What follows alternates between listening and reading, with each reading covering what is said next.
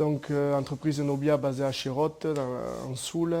J'ai commencé en 2005, à la suite de M. Araspin, qui m'a formé pendant un an dans ses locaux à Sauveterre de Béarn.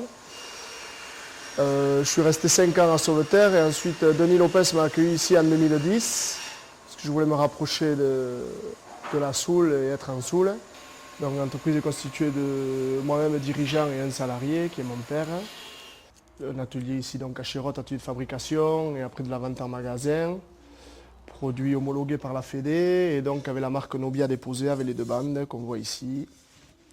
Donc on part sur du massif, donc il faut tracer par rapport à un gabarit les formes des palas, bien sûr en évitant les nœuds, les défauts du bois, choisir le meilleur fil possible pour la pala. Dans cette première phase, on ne fait pas de tri puisqu'on réalise 2 sortes en gros de palas, les palas à fente et les palas pleines. Donc on trace sur le bois. Ensuite, une fois tracé, on fait un débit à la scie à ruban. On définit pratiquement la forme de la pala finie, sauf que c'est une ébauche, il y a environ 5 mm de contour en plus partout.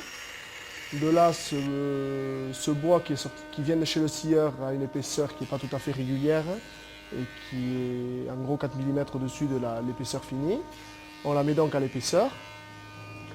À ce moment-là, sortie de la raboteuse, on fait un tri pour définir, toujours par rapport au fil du bois et à la qualité du bois, lesquels seront à fente et lesquels seront des palas pleines. Ensuite, pour que le plaquage tienne, puisque ces palas sont plaqués, il y a la phase de ponçage. On ponce avant de plaquer. Par la suite, on plaque, on colle à la colle blanche, colle à bois.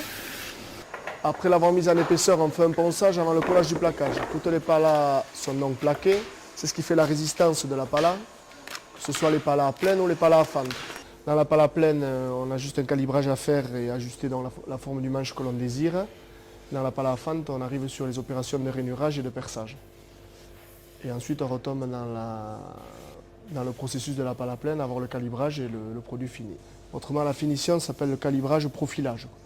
On calibre, quoi. Sur certaines palas aussi, il y a une finition qui est en liège pour une meilleure tenue ou plutôt un confort plus agréable au toucher.